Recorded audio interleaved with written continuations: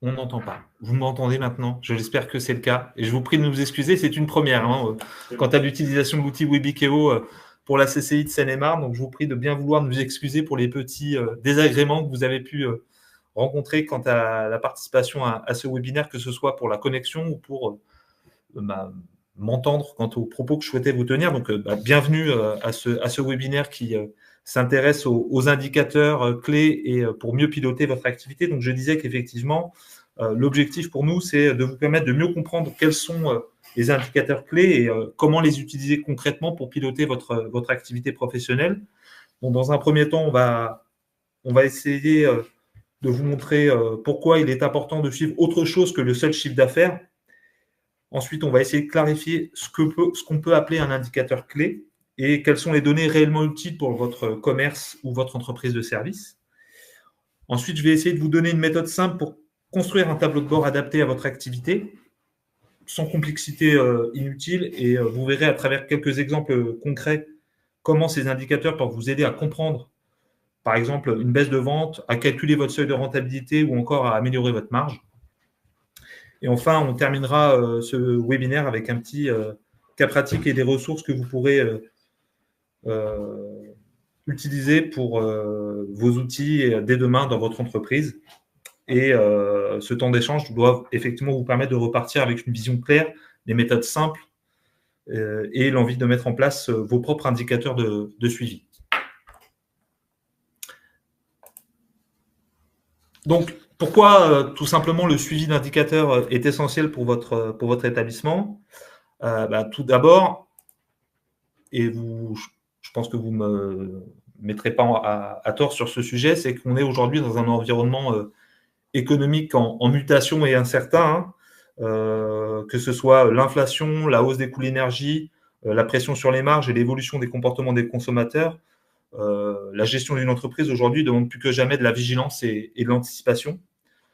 Or, et c'est malheureusement le cas, beaucoup d'entreprises aujourd'hui pilotent encore à vue en se fiant principalement au chiffre d'affaires et à leur ressenti du quotidien. Mais le chiffre d'affaires ne dit pas tout et une baisse ou une hausse peut cacher des réalités bien différentes. Est-ce lié à la fréquentation de vos clients, à la taille du panier moyen ou encore à l'évolution de vos charges?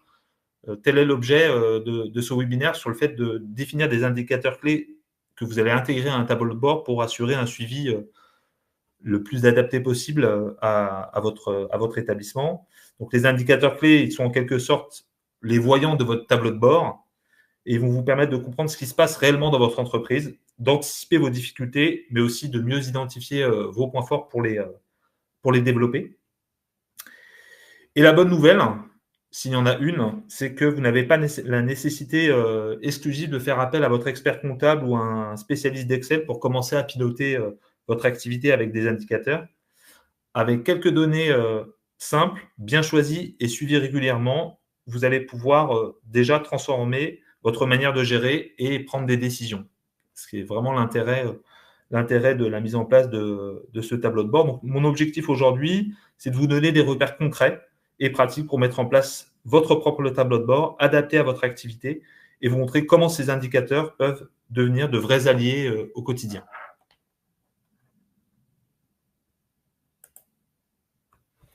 Donc déjà, première des choses, et non des moindres, on va définir ce qu'on peut considérer comme étant un indicateur.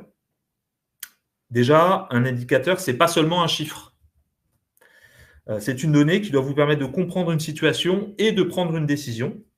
Donc, si je vous dis que votre chiffre d'affaires du mois dernier était de 20 000 euros, vous avez un chiffre, c'est intéressant bien sûr, mais ça ne vous dit pas grand-chose sur ce qui se passe vraiment dans votre entreprise. En revanche, si je vous dis que vos clients ont dépensé en moyenne 35 euros chacun, alors qu'ils dépensaient 40 euros en moyenne le mois précédent, là, vous avez un indicateur. D'accord? Et cet indicateur vous met sur une piste. Peut-être que la fréquentation est restée stable, mais que vos clients achètent un peu moins à chaque visite. Là, vous avez une information utile pour agir dans votre établissement, dans votre commerce. C'est ça la différence notable entre un chiffre brut, qui est une donnée isolée, et un indicateur, qui est un chiffre mis en perspective auquel on donne du sens.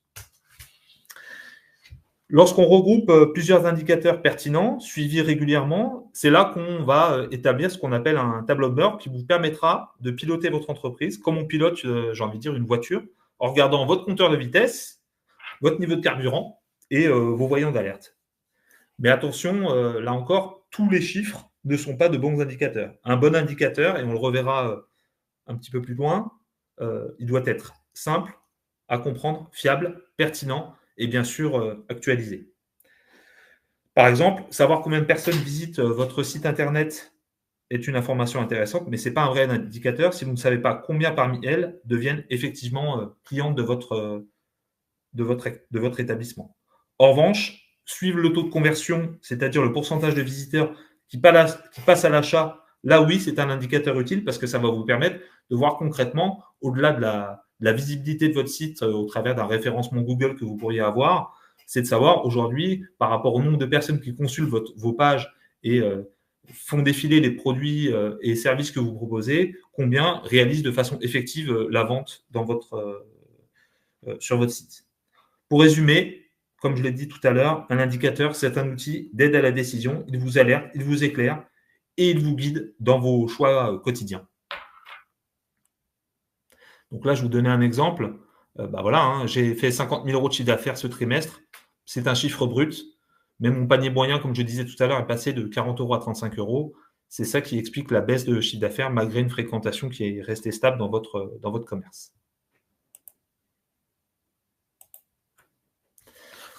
Donc, comme je l'ai dit, un chiffre brut, ça correspond à une donnée isolée. Par exemple, je sais pas moi, votre chiffre d'affaires. Les chiffres bruts, c'est comme des pièces d'un puzzle. Donc, nécessairement, c'est une donnée qui doit vous permettre de comprendre une situation et de prendre une décision. Si je vous dis que votre chiffre d'affaires du mois dernier était de 20 000 €, vous avez un chiffre, c'est ce que je disais tout à l'heure. Et vraiment, l'objectif de l'indicateur, c'est de mettre en perspective les données brutes que vous pourriez identifier au travers d'un tableau de bord que vous avez mis en place. Et le tableau de bord, c'est justement l'ensemble organisé de plusieurs indicateurs clés, suivez régulièrement, qui vont vous permettre de piloter votre entreprise. C'est vraiment une vision claire et complète de votre entreprise. Quelles sont les caractéristiques d'un bon indicateur? Donc, comme je le disais, un bon indicateur, il doit être au tout premier chef simple, c'est-à-dire facile à comprendre par vous en tant que dirigeant de l'entreprise. D'accord? Deuxième critère non négligeable quant à l'établissement d'un indicateur, il doit bien sûr être fiable, c'est-à-dire élaboré à partir de données vérifiées. Il doit bien sûr être pertinent. L'objectif, c'est qu'il vous soit utile à vous pour qu'une prise de décision soit effective. Et enfin, dernier point essentiel, il doit être actualisé régulièrement de façon hebdomadaire, mensuelle, trimestrielle en fonction de la nature de l'activité de votre entreprise. Donc, un mauvais indicateur, par exemple, le nombre de pages vues sur mon site, sans savoir si cela se traduit en vente, c'est ce que je disais tout à l'heure. Et le bon indicateur, c'est effectivement le taux de conversion des visiteurs en acheteurs sur votre site qui vous permettront d'avoir une donnée fiable, pertinente et nécessairement avec un taux de conversion à actualiser en fonction de l'utilisation de votre site, notamment mensuellement pour ce type d'indicateur, ça me paraît pertinent en tout cas.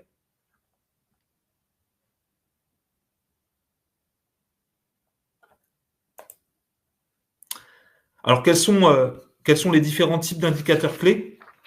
En tout premier chef, on va diviser ces indicateurs clés en 3 familles.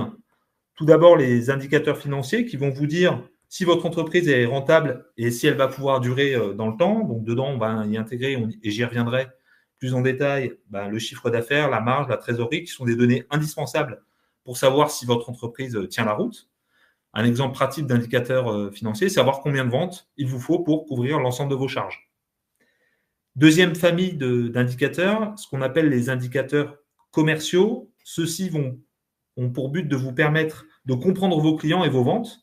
Donc, c'est combien de clients entrent chez vous, combien ils dépensent en moyenne, s'ils reviennent régulièrement. Ces indicateurs-là vont vous aider à piloter la relation que vous avez avec vos clients et à développer votre chiffre d'affaires de façon durable.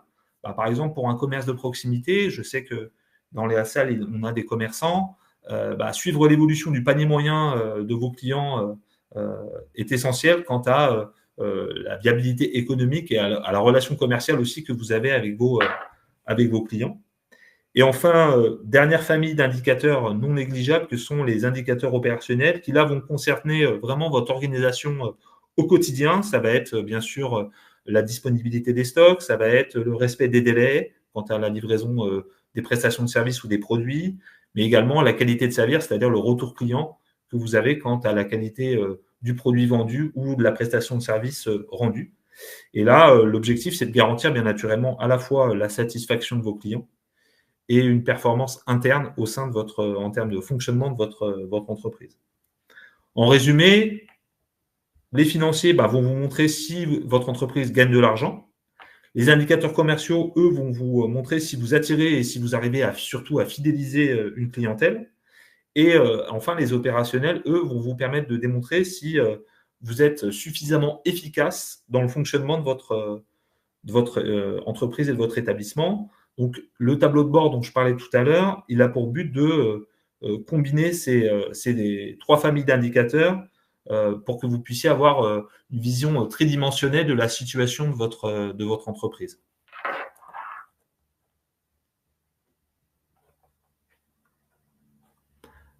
Je vais juste faire un petit sondage. Je voudrais savoir qui parmi vous, dans le cadre de l'exercice de son activité aujourd'hui, dispose d'un tableau de bord de suivi de son activité. Peut-être au travers d'un logiciel de caisse pour les commerçants, peut-être au travers d'outils propres. J'y reviendrai tout à l'heure lorsque j'évoquerai des pistes d'outils mobilisables dans vos activités, mais de savoir effectivement, moi ça m'intéresse de savoir si aujourd'hui certains d'entre vous disposent de ce type d'outils quant au suivi au quotidien de leur activité professionnelle. Quand je dis au quotidien, que ce soit hebdomadaire, mensuel ou trimestriel, peu importe, ou même annuel. En tout cas, c'est quelque chose d'essentiel.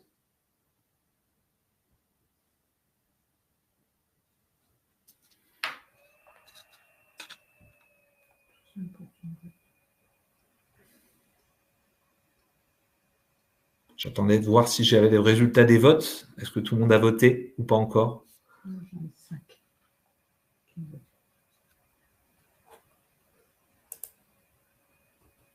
D'accord.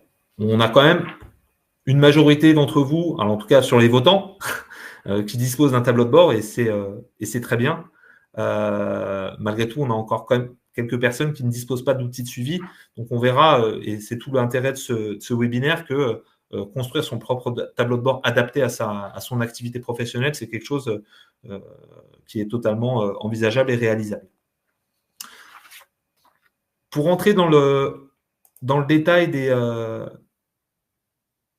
des indicateurs financiers, donc comme je l'ai dit, l'objectif des indicateurs financiers, c'est tout simplement de savoir si aujourd'hui, votre entreprise est rentable et viable. Donc, ça va être des indicateurs qui vont être liés aux résultats économiques et à la santé financière de votre entreprise. Je ne me suis pas présenté, c'est vrai, en début de webinaire. Moi, donc, je suis chargé de mission à la CCI de Seine-et-Marne et j'ai notamment pour mission d'accompagner à la prévention et au traitement les difficultés que peuvent rencontrer les entreprises en Seine-et-Marne. Et ce sont des sujets, notamment la question des indicateurs financiers, sur lesquels j'interroge de façon assez régulière les entreprises et dirigeants que je suis amené à accompagner sur cette problématique et thématique. Donc effectivement, comme vous le savez, un des premiers indicateurs que je vais demander aux dirigeants d'entreprise, c'est de savoir, même si ce n'est qu'un chiffre brut, c'est son chiffre d'affaires, c'est de savoir quel est le montant total de ses ventes et surtout quelle est l'évolution de son chiffre d'affaires, alors mensuel, annuel, pour voir si on constate une baisse ou une hausse de cet indicateur-là, de ce chiffre. Mais autre indicateur essentiel dont vous devez disposer pour faciliter la compréhension aussi de votre chiffre d'affaires, ça peut être pertinent, et c'est ce que je leur explique très généralement, de détailler par ligne ce chiffre d'affaires brut, mensuel ou hebdomadaire ou annuel, par ligne de vente en cas de vente de plusieurs produits ou de prestations de services, ou de le détailler par le nombre de ventes par semaine, parce que c'est intéressant de voir l'évolution. Est-ce que votre activité, elle est fortement saisonnière, comme c'est le cas de certaines activités de commerce de proximité qui réalisent aujourd'hui une grande partie de leur chiffre d'affaires sur des périodes de fin d'année, par exemple, ou si on est sur une activité touristique, sur les périodes bien sûr de vacances scolaires, je pense à l'été ou autre, c'est important d'avoir cet élément-là. La marge brute, bien naturellement, qui est donc la différence entre le chiffre d'affaires réalisé et le coût d'achat des marchandises ou des matières premières en lien avec l'exploitation de votre activité commerciale, où là aussi, on peut y ajouter deux autres types de marges. Bien sûr, la marge commerciale qui, elle, est la différence entre la vente de marchandises et le coût d'achat de ces marchandises vendues, qui là encore va démontrer la performance de votre entreprise par rapport aux stats du secteur d'activité dans lequel vous vous situez. C'est toujours intéressant d'observer quelle est la moyenne des stats du secteur d'activité auquel vous appartenez et de voir du coup si vous êtes dans la moyenne ou en dessous de la moyenne. Et ça permet de mettre en avant l'efficacité ou l'inefficacité de la politique commerciale que vous menez dans votre entreprise. Autre indicateur intéressant en matière financière et en matière de marge, c'est bien sûr la marge opérationnelle, où là, on va la calculer en faisant l'opération suivante, c'est-à-dire le résultat d'exploitation que vous êtes amené à réaliser, moins les charges de personnel. Là, ça démontre de façon pleine et entière la capacité de votre entreprise à générer du profit au travers de son activité courante. Donc, savoir si effectivement, au travers de cette activité, vous êtes en capacité ou non de réaliser du profit. Bien naturellement, et ça aussi, c'est un indicateur essentiel sur lequel moi j'insiste régulièrement dans le cadre de mes accompagnements, qui est la question du seuil de rentabilité, c'est-à-dire le niveau de chiffre d'affaires que vous devez atteindre pour être en capacité de couvrir l'ensemble de vos charges. Effectivement, c'est un élément important pour savoir sous quel délai je vais être en capacité d'atteindre un chiffre d'affaires qui va me permettre d'atteindre la rentabilité pour une activité professionnelle, puisque l'objectif d'une entreprise, on est bien d'accord, c'est de faire du bénéfice, c'est-à-dire notamment, c'est aussi l'indicateur qui est cité ci-dessous sur la question du résultat net, de savoir si aujourd'hui mon entreprise gagne de l'argent. Et autre indicateur essentiel, et en ce moment c'est un indicateur qui est fortement observé et qui est généralement au cœur des difficultés des entreprises que je suis amené à rencontrer, qui est la question de la trésorerie, la gestion de votre trésorerie, c'est-à-dire l'argent dont vous disposez de façon effective pour payer vos factures.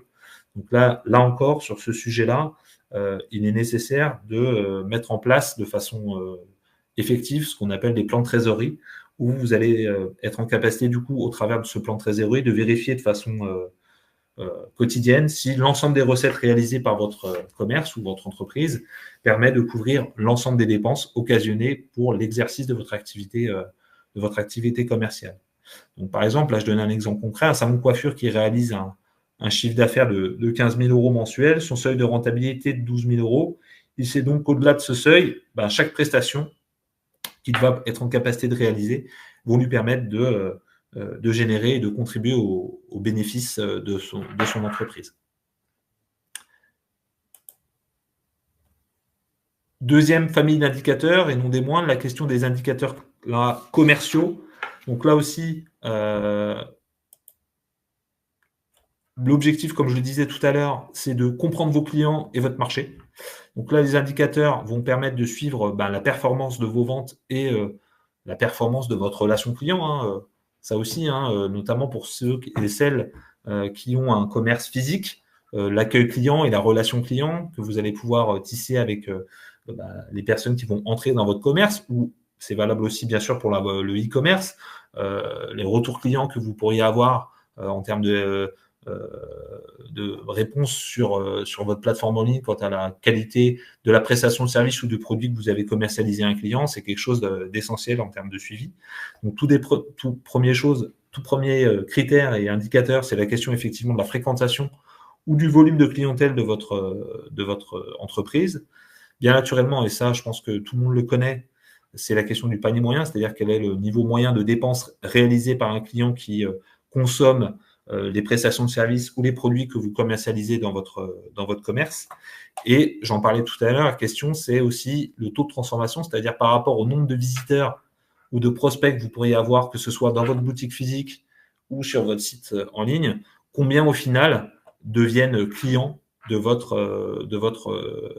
entreprise au travers de l'achat d'un produit ou d'une prestation de service. Et bien naturellement, autre indicateur qu'il est nécessaire de mettre en œuvre dans son tableau de bord de suivi, c'est la question du taux de fidélisation, bien sûr. C'est la part des clients qui, au-delà d'avoir réalisé un premier achat, vont revenir dans votre commerce ou sur votre site de e-commerce pour bénéficier à nouveau des prestations de services ou des produits que vous commercialisez dans votre établissement. Voilà. Donc, bien naturellement, il est utile de savoir également, et j'en parlais au tout début, de savoir ce qui se vend le mieux, c'est-à-dire d'avoir une ligne qui va vous permettre de définir quel est le chiffre d'affaires réalisé par produit ou par catégorie de produits ou par prestation de service. Je vais prendre l'exemple pour un restaurateur. C'est toujours intéressant de savoir, dans l'ensemble de la carte proposée par l'établissement, quel est le plat aujourd'hui le plus consommé et le plus attractif vis-à-vis de la clientèle fréquentant votre établissement, parce que c'est sur celui-ci qu'il va falloir effectivement baser votre offre commerciale et notamment encourager éventuellement vos serveurs à proposer ce plat qui aujourd'hui est le plat signature un peu de votre établissement de restauration, par exemple. Donc, pour une boutique de vêtements, par exemple, on peut remarquer que la fréquentation reste stable, mais que le panier moyen baisse.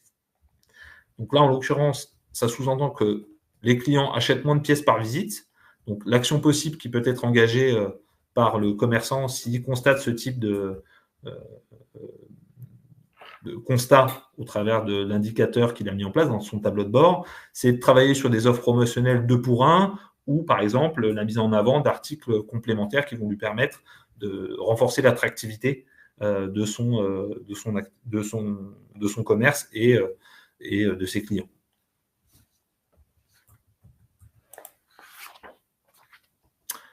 Dernière famille d'indicateurs que je souhaitais voir avec vous, c'est effectivement les indicateurs opérationnels. Et là aussi, c'est des éléments qui peuvent être non négligeables quant à la gestion et au pilotage de votre activité professionnelle, parce qu'ils vont vous permettre de mesurer l'efficacité et la qualité du fonctionnement interne de votre entreprise. Donc, ça va être la gestion des ressources, que ce soit les stocks, mais également les ressources humaines, la gestion du temps et tout simplement de l'organisation de votre entreprise au quotidien. Donc, premier indicateur en la matière, notamment pour les revendeurs de produits, donc les commerçants, le taux de rupture de stock, c'est-à-dire la fréquence à laquelle un produit va devenir indisponible dans votre établissement, c'est-à-dire de voir sous quel délai, effectivement, je vais être en capacité de me retrouver en difficulté quant au fait de fournir un produit à ma clientèle. Et à l'inverse, et c'est aussi un des problèmes qu'on peut être amené à rencontrer, c'est de se dire, est-ce que je regarde l'état de situation de mon entreprise, je ne suis pas en train de surstocker en termes de typologie de produits qui ferait que je me retrouverais du coup avec une gestion de stock et un volume de stock beaucoup trop important par rapport aux prestations et aux ventes que je vais être amené à réaliser dans les mois qui arrivent. Je vous donne un exemple très concret. On peut avoir des cas où vous allez être informé que l'accessibilité ou la visibilité de votre commerce, par exemple physique, va être impactée par des travaux publics qui pourraient être engagés. Effectivement, en termes de perspective et de prospective, cette question de gestion des stocks et de rupture des stocks peut être un indicateur pertinent de se dire, je sais que pendant une période donnée qui peut être de 3 à 6 mois, la visibilité et l'attractivité de mon commerce va être entachée par ces travaux, peut-être qu'il va falloir que je joue sur cette question des stocks et ne pas être amené à surstocker pour ne pas me retrouver avec un volume de marchandises trop important qui pourrait entacher la rentabilité de mon activité professionnelle. Deuxième indicateur, la question des délais de livraison, tant entre la commande et la livraison du client. Donc, est-ce que je suis en capacité de respecter notamment, ça c'est plus pour les questions de prestation de services également, ou même de vente en ligne, c'est est-ce que je vais être en capacité de répondre aux besoins du client dans un temps non prohibitif, j'ai envie de dire, parce qu'aujourd'hui, les clients sont de plus en plus enclins à disposer, que ce soit de la prestation de service ou du produit, dans un délai de plus en plus court, notamment au travers des plateformes en ligne que peuvent être Amazon ou autres, qui aujourd'hui sont en capacité de répondre quasiment en 24 heures à une commande réalisée par un client.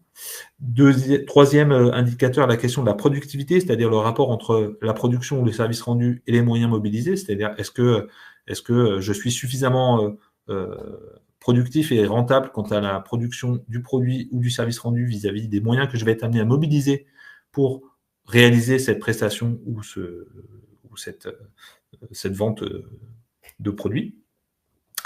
Bien sûr, si vous avez des salariés dans votre entreprise, la question du taux d'absentéisme ou du turnover également de votre effectif salarié. Est-ce que je suis confronté à un gros turnover de mon effectif salarié du fait de problèmes de fonctionnement interne au sein de mon entreprise? Ça peut démontrer cela, hein, tout simplement, hein, que ce soit des problèmes de relations humaines ou de ressources humaines dans mon entreprise.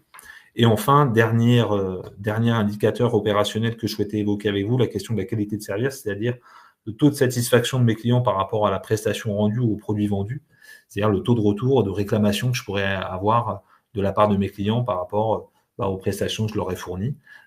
Moi, je le dis souvent aux commerçants et notamment aux restaurateurs que je suis amené à rencontrer dans le cadre de mes activités au quotidien pour le compte de la CCI de Seine-et-Marne.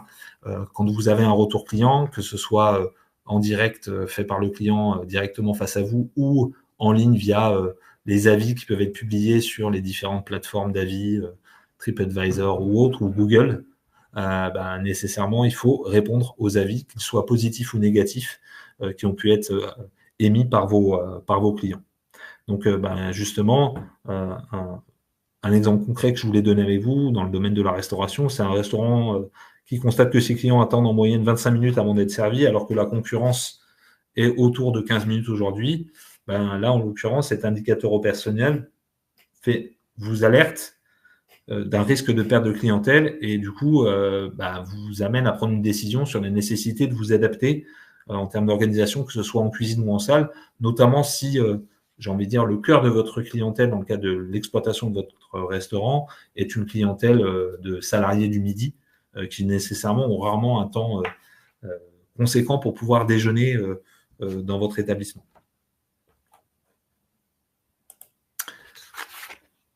Autre élément important, donc le fait de construire un tableau de bord de pilotage. Pour qu'un tableau de bord soit pertinent et vraiment utile à votre attention, l'objectif, c'est qu'il vous aide à anticiper, à décider et à agir rapidement. Donc ça va être, j'ai envie de dire, l'outil qui va vous permettre de suivre plusieurs indicateurs clés en un seul coup et donc de disposer d'une tendance générale de votre activité en temps réel. Pour que le tableau de bord soit construit, il y a plusieurs étapes à mettre en œuvre.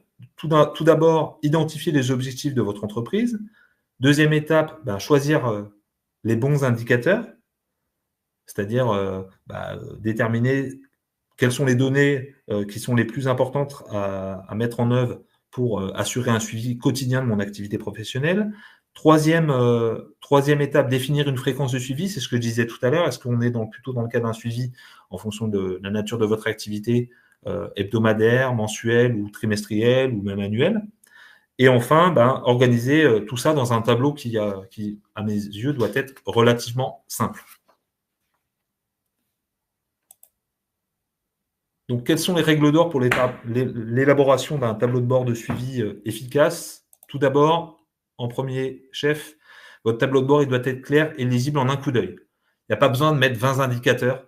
L'essentiel suffit, 5 à 7 indicateurs, par exemple, ce que je disais tout à l'heure, votre chiffre d'affaires, votre panier moyen, votre marge brute, le nombre de clients et votre trésorerie peuvent suffire pour donner déjà, j'ai envie de dire, une idée de la situation de votre entreprise et vous aider à anticiper les éventuelles difficultés que vous allez rencontrer dans le cadre de l'exploitation de votre activité au quotidien. Deuxième règle d'or essentielle, la pertinence. Chaque indicateur doit être directement lié aux objectifs stratégiques de votre entreprise. Par exemple, pour une société pour un commerce, ça peut être le nombre de followers sur Instagram n'a d'intérêt que si ça génère du trafic et des ventes. Sinon, ça n'a pas d'intérêt réel de suivre cet indicateur. Ça n'a pas d'intérêt, une pertinence essentielle quant à l'objectif stratégique de développement commercial de votre entreprise. Troisième règle essentielle, bien sûr, je le disais tout à l'heure, la question de la fiabilité des données que vous allez intégrer à votre tableau de bord. Les données doivent être bien sûr exactes et à jour. Sinon, bien sûr, comme vous pouvez vous en douter, l'indicateur va perdre de sa crédibilité. Donc, un chiffre d'affaires mensuel issu directement du logiciel de caisse est, comme vous pouvez vous en douter, bien plus fiable qu'un calcul que vous pourriez être amené à faire à la main encore. Mais aujourd'hui, comme je disais, d'autant plus que c'est une obligation légale pour un grand nombre de professionnels assujettis à TVA d'avoir un logiciel de caisse labellisé par l'État qui aujourd'hui vous offre la possibilité de vous doter d'indicateurs et de données fiables quant à la gestion quotidienne de votre activité commerciale. Et dernière règle d'or, la question de la régularité. Bien sûr, un tableau de bord n'est utile que s'il est suivi régulièrement. Donc, c'est à vous de définir une fréquence adaptée, bien sûr, à chaque indicateur. Donc, par exemple, hebdomadaire pour la trésorerie et les flux de clients et mensuel pour le chiffre d'affaires, le panier moyen et la marge. Trimestriel pour la satisfaction des clients et le taux de fidélisation. Donc, par exemple, un restaurateur, il peut être amené à suivre chaque semaine son taux de remplissage, mais seulement chaque trimestre, le taux de satisfaction des clients qui ont fréquenté son établissement. Autre règle d'or, la question de la visibilité et de la lisibilité. Je le disais tout à l'heure, un tableau de bord, il doit être visuel. Donc, on peut utiliser, par exemple, des codes couleurs, comme on peut le faire pour nos enfants à l'école, vert, orange et rouge, ou des graphiques simples avec des courbes ou des jauges, pas seulement une suite de chiffres, parce que c'est pas visible et pas lisible pour un dirigeant. Il faut que ce soit vraiment, il faut que ça ressorte assez facilement pour que vous puissiez prendre une décision assez rapide quant à, par exemple, un problème de trésorerie. C'est-à-dire que si vous mettez un voyant rouge qui démontre que la trésorerie est au plus bas, voire négative, ça vous permet de comprendre assez vite que va falloir prendre des décisions dans le pilotage de votre activité pour restructurer ou redresser la situation. Donc, un indicateur de marge brute affiché en vert quand l'objectif est atteint, en rouge quand il est en dessous du seuil de rentabilité de votre activité professionnelle. Et comme je le disais, mais ça c'est l'essentiel, l'objectif du tableau de bord, c'est que ça soit une aide à la décision. Donc, un indicateur doit toujours être actionnable, c'est-à-dire que si l'indicateur ne change rien à la manière dont vous allez agir en tant que dirigeant de l'établissement, ça sous-entend qu'il est inutile. Donc, par exemple, savoir que votre panier moyen baisse peut amener à repenser la stratégie de vente additionnelle que vous allez être amené à engager dans le cadre de votre commerce. Je voulais vous montrer quand même un petit exemple de tableau de bord de suivi simplifié. Vous voyez, par exemple, là, on est vraiment sur une lecture immédiate du chiffre d'affaires. Vous voyez, par exemple, sur ce cas d'espèce, on voit tout de suite que le chiffre d'affaires a baissé avec le petit voyant rouge, 7%, que le panier moyen est stable, que malgré tout, on a quand même un ralentissement de la fréquentation de l'établissement avec un nombre de clients qui a baissé de 4% sur la période. Mais malgré cela, on constate qu'on a une marge brute qui progresse et un taux de retour client qui est plutôt positif. Donc, ce tableau de bord, par exemple, peut vous amener, comme je l'ai indiqué, à essayer de mieux travailler l'attractivité de votre commerce pour augmenter le flux client.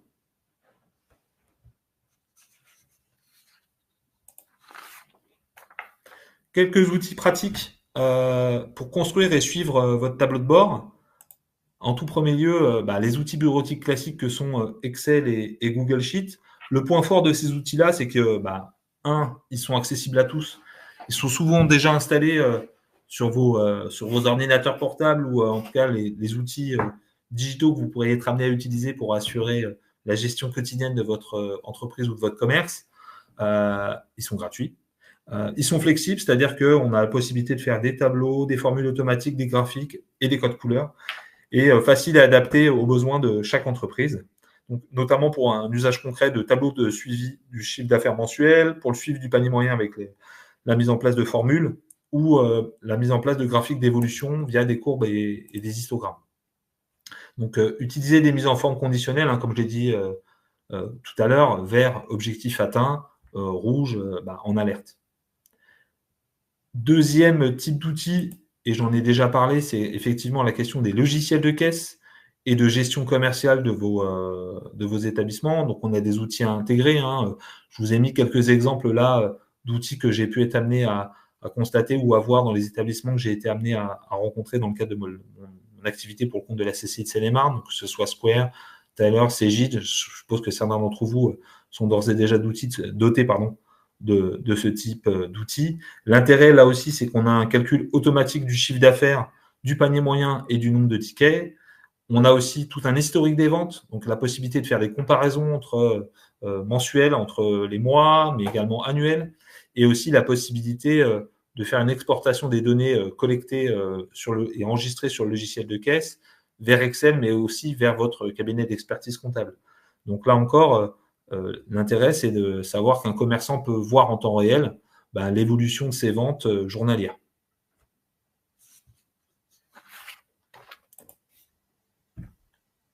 Autre outil mobilisable, les logiciels comptables et de gestion. Donc là, on est quand même sur une capacité d'analyse un peu plus importante. Donc, la nécessité d'avoir aussi éventuellement de se former en analyse financière. Alors, l'objectif, c'est pas de faire de vous des experts comptables et de vous substituer aux prestataires de services auxquels vous faites appel pour assurer le suivi annuel notamment et la production de vos documents comptables que sont le bilan et le compte de résultat. Mais l'objectif, c'est d'avoir aussi des indicateurs financiers, comme je disais, très importants que sont la marge, la trésorerie ou la rentabilité, et la possibilité d'avoir un rapport automatique au travers de ces outils quant à votre bilan mensuel et au suivi de vos dépenses. Donc là, tout l'intérêt, c'est l'usage concret de ces outils, c'est la mise en place du fameux plan de trésorerie dont je parlais tout à l'heure, qui vous permet de suivre quotidiennement les encaissements et les décaissements pour anticiper les éventuels problèmes de trésorerie que vous pourriez être amené à rencontrer dans les mois futurs, parce que vous savez pertinemment que vous allez avoir une baisse de chiffre d'affaires conséquente ou des problématiques ou la nécessité peut-être aussi d'échanger avec vos fournisseurs pour obtenir de délais de paiement des produits que ces derniers vous ont fournis, parce que vous savez très bien que d'un point de vue financier, ça va poser des problèmes en termes de trésorerie dans les mois qui vont suivre.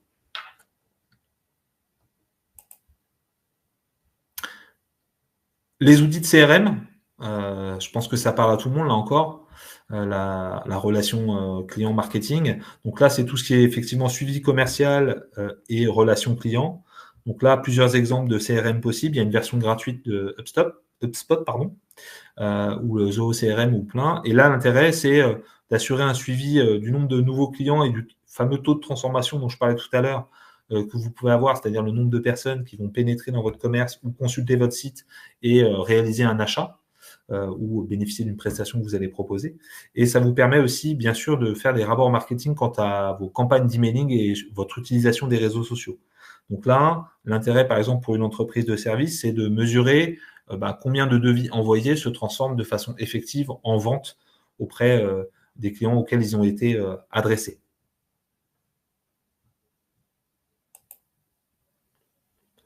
Et enfin, application simple de pilotage, Tableau, Power BI, que nous-mêmes à la CCI, nous utilisons quant à au suivi des prestations que nous sommes amenés à réaliser pour le compte des différentes entreprises du territoire de Seine-et-Marne.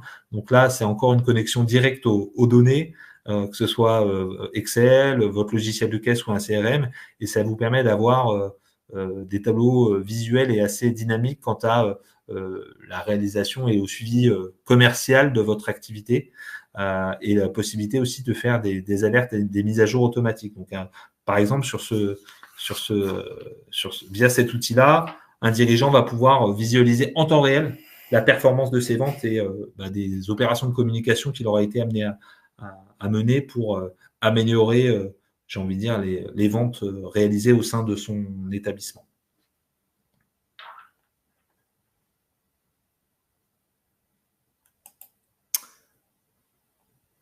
Donc voilà, je vous ai mis un petit tableau comparatif des outils utilisables pour construire votre tableau de bord. Vous voyez l'intérêt des outils comme Excel et Google Sheets, c'est comme je le disais, leur point fort, c'est effectivement qu'ils sont simples, gratuits et flexibles et qu'ils vous permettent de suivre votre chiffre d'affaires, votre marge et votre panier moyen. Le logiciel de caisse, l'intérêt, le point fort essentiel, c'est qu'ils sont automatiques et qu'ils vous donnent des éléments sur les ventes en temps réel réalisées au sein de votre établissement, donc notamment pour tout ce qui est ticket moyen, fréquentation et chiffre d'affaires réalisé par jour. Le logiciel comptable, et c'est pas négligeable, c'est des données financières fiables, c'est ce que je disais tout à l'heure, parce que la fiabilité des données que vous allez collecter et intégrer à votre tableau de bord sont essentielles. Donc, la question de la trésorerie et de la rentabilité de votre activité commerciale, savoir si il est nécessaire de retravailler, par exemple, votre politique tarifaire quant aux prestations ou aux produits que vous commercialisez à vos clients. La question du CRM et du marketing, c'est toujours la question du suivi client et de la fidélisation. Donc, le nombre de devis qui vont se transformer en opérations payantes, en facturation, en facture, et également le taux de retour que vous pourriez avoir de la part de vos clients quant à la qualité des prestations que vous allez être amené à réaliser. Et enfin, les outils de BI, notamment, là, c'est des tableaux dynamiques et des visuels qui vous permettent d'avoir vraiment une vision globale multisource. Mais là, j'ai envie de dire qu'on est vraiment dans un niveau de mise en place d'un tableau de bord plus. Je pense que déjà, au démarrage, on peut peut-être se lancer dans un premier temps en se limitant à l'utilisation des outils simples que peuvent être Excel ou Google Sheet dans un premier temps, et puis peut-être dans un second temps, envisager l'utilisation de ce type d'outils qui sont un petit peu plus, avec une prise en main peut-être un petit peu plus compliquée que le simple outil Excel ou Google Sheet.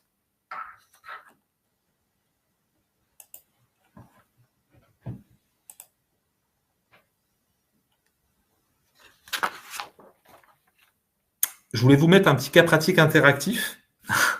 Donc, pour voir, on va prendre l'exemple, si vous êtes un dirigeant d'une boutique de prêt-à-porter, et puis votre chiffre d'affaires mensuel a baissé de 10% par rapport au mois précédent, eh bien, je vais vous faire un petit chat. C'est, d'après vous, quels indicateurs faudrait-il regarder en priorité pour comprendre cette baisse?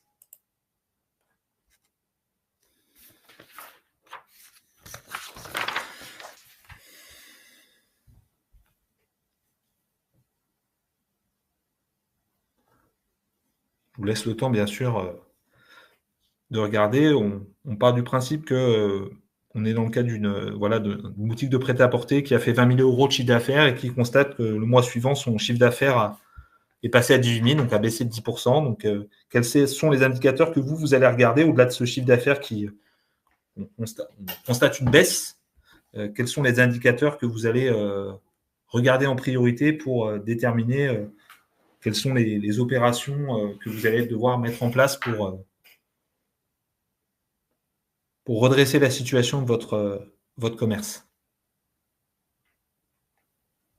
Parce que ça, c'est des sujets pleins et entiers que je vous dis au quotidien, je suis amené à constater et à essayer de solutionner lorsque je rencontre des entreprises dans le cadre de mon accompagnement des entreprises en difficulté sur le territoire de Seine-et-Marne en particulier.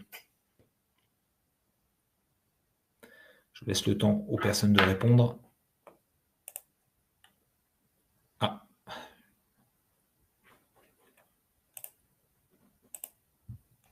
Je n'ai que 2 réponses.